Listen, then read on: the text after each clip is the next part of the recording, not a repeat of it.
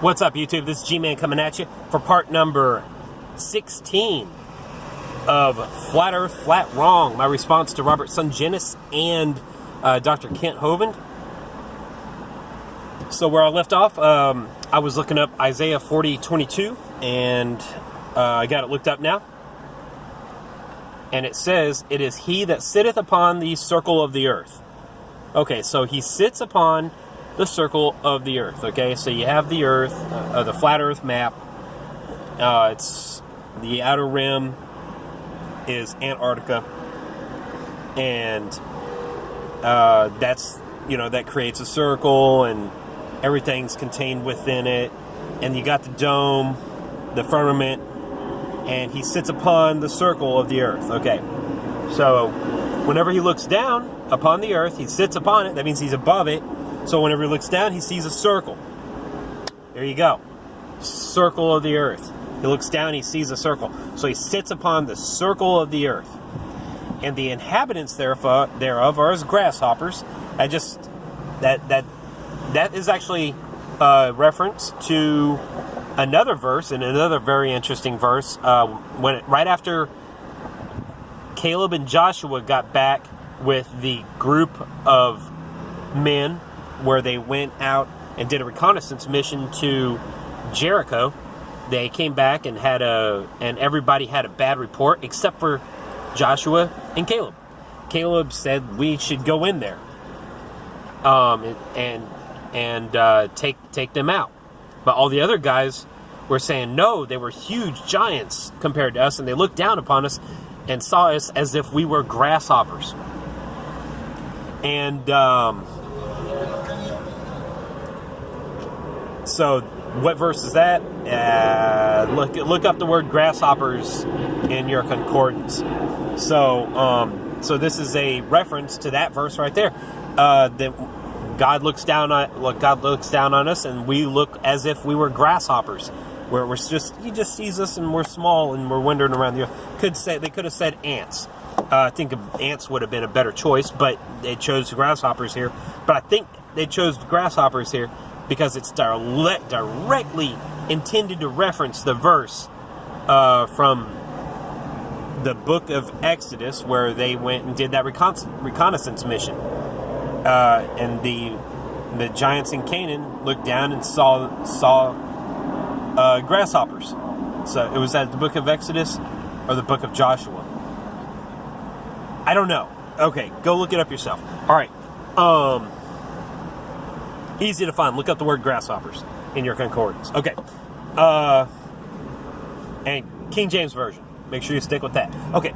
So, the next phrase is the inhabitants thereof are grasshoppers that stretches the heavens out as a curtain. Now, I've always wondered kind of what could this reference be for, but it occurred to me one day. They knew. Now, these guys had never been to the North Pole. They had never been very far north. But they must have known about the Aurora Borealis, which looks like curtains. Literally, the Aurora Borealis looks like curtains. These guys are referencing the Aurora Borealis. Mind blown. How did they know about that? So, that makes sense. And then it spreadeth them out as a tent to dwell in. All right. And there's a new theory that has come along for the tabernacle. And it takes into account a lot of stuff that the old theory of how to build the tabernacle does not take into account. And whenever you put the tabernacle together and take the biblical account completely, the tabernacle is built as a dome, a gigantic dome, and it can fit a couple of thousand people on the inside of it. So whenever they're talking about a tent, and I'm going to go along with Andy Hoy, Project 314, I think it's Project 314, or 316, 314, 316, something like that. So, but Andy Hoy is the expert who has come up with this configuration for the tabernacle. And okay, what tent is referring? What tent are they fully aware of whenever they're talking about tents? The tabernacle.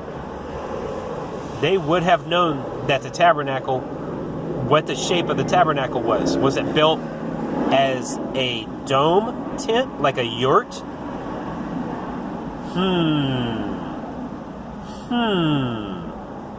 Interesting. All right, let's get back to the video. Flat Earth, flat wrong.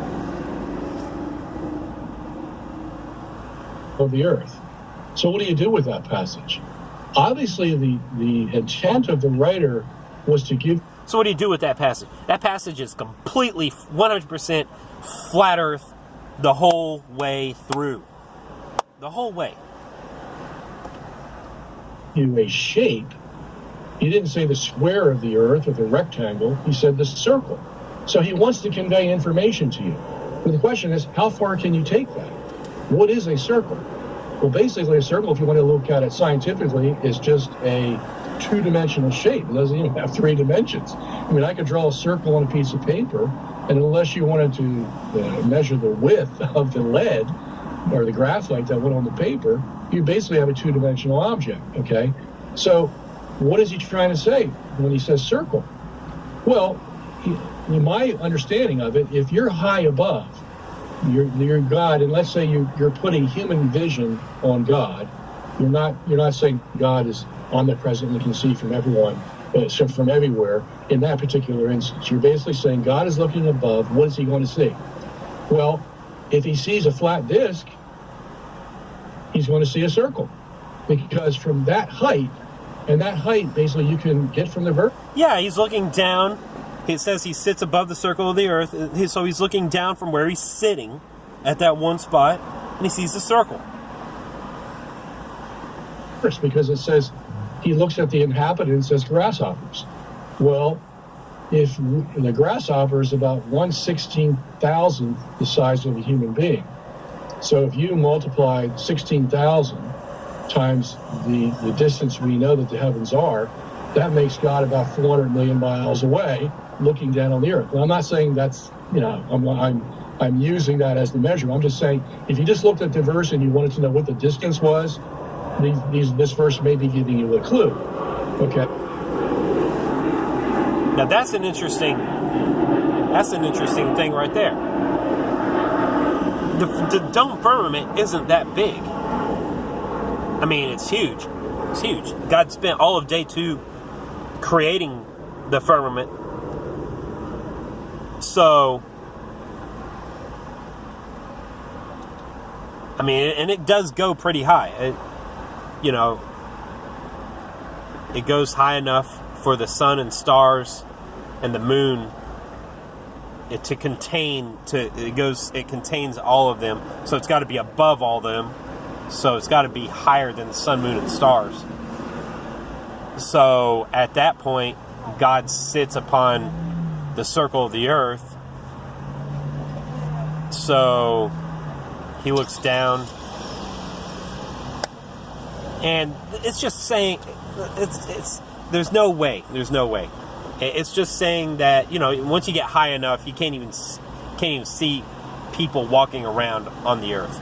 So it's just saying that God's way up there, and he looks down and he can see us. And when he looks at us, in this particular instance, we look like grasshoppers. And of course, he spells it out all right. Okay, so from that distance, if you look at a disc or a sphere, you're going to see a circle. Okay? So basically, the Bible's not really helping us there with the shape of the earth, because a circle can be applied to a disc or a sphere. But it is helping us if he sits upon the circle of the earth, and the circle is the dome, and it really is encapsulated by Antarctica. if Antarctica really is the rim of the circle. It is helping us. So it's telling us exactly what the shape of the Earth is. So you can't say it's not really helping us just because, when you're that far away, you can be looking at a sphere, and a sphere will look like a ball, or a circle from that far away. You can't say that. It's telling us exactly what it is.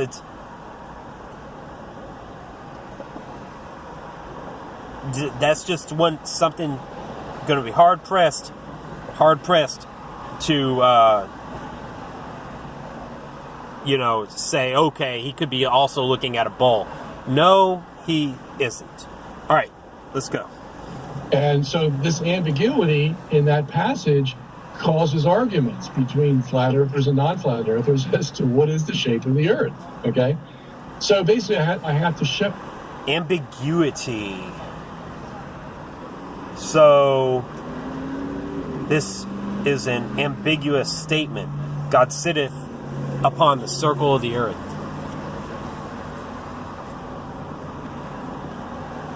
Not whenever you've determined what the shape of the earth is, whether it's flat or whether it's not. We know, that the earth, that the sun has a circuit. The Bible says that the sun has a circuit. It doesn't say the earth has a circuit. It says the sun has a circuit. And that circuit goes in a circle right over the equator. Moves up to the Tropic of Capricorn. Moves back down to the Tropic of Cancer. There's some people who believe that the sun is just over the equator. And it raises up and goes down. And it's just over the equator. And it can produce the same effects by raising up and going down, just by decreasing the distance from the surface. And that's also a really good one. So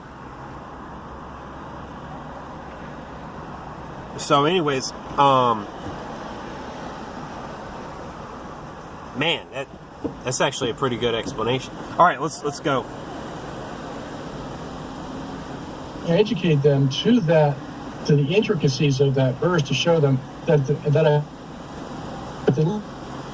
for the flat Earth, because it also applies to a spherical Earth. Okay, and then some smart guy will come up with a solution. Will say, well, no, it doesn't apply to a spherical Earth.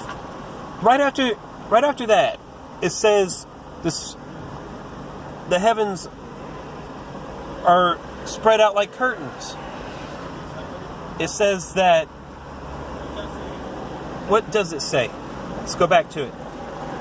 It's 13 minutes. Let me finish this thought. It says that the heavens are spread out like curtains.